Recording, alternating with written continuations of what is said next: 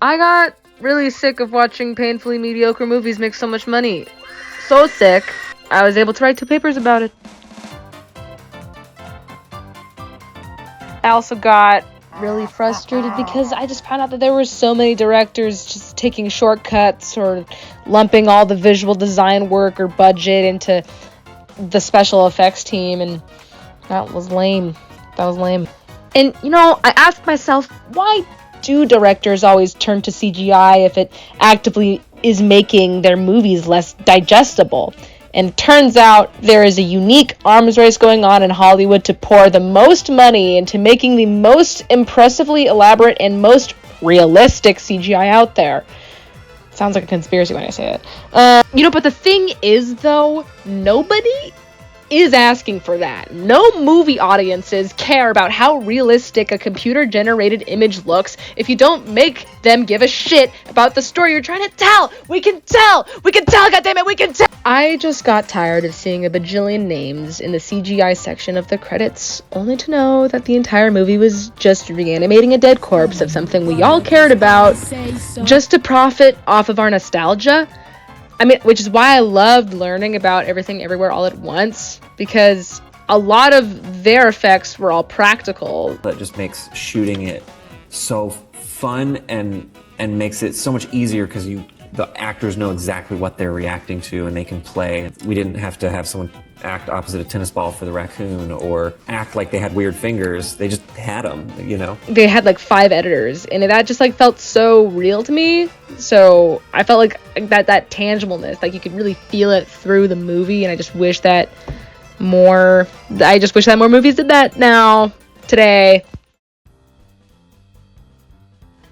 In a New York Times article written by Lev Grossman, Harrison Ford is interviewed. He's the guy who plays Han Solo, and he basically says that CGI is the devil on the director's shoulder. If you need 100 villains and you're only a few keystrokes away from having 1,000, then what the hell? The same price.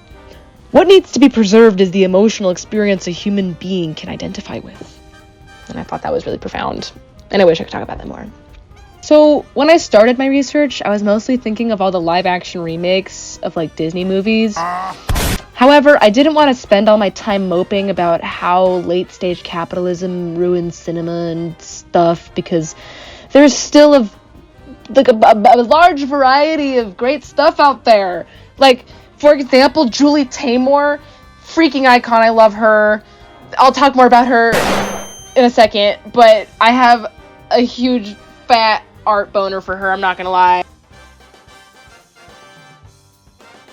Julie Taymor is an American director and writer, and she made a stage adaptation of The Lion King for Broadway, but she also helped with the costume design and some of the practical effects in that show. She built lightweight carbon fiber masks for all of the actors in the show to wear as they can kind of bend down and puppet them. It's super cool.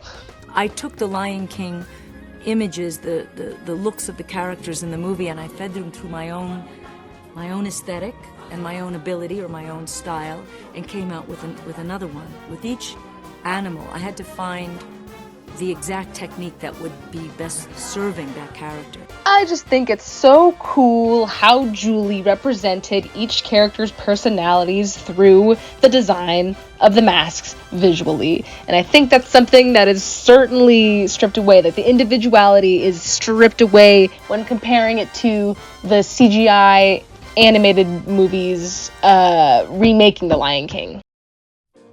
Ultimately, I think for this quarter, I just wanted an excuse to talk about, some of my favorite movies, or, rant or whatever.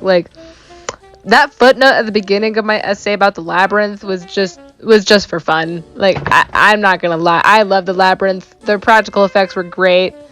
I will forever love David Bowie and his tight pants. Thank you for watching.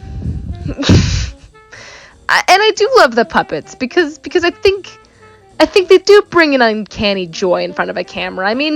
Just look at me. Okay, bye.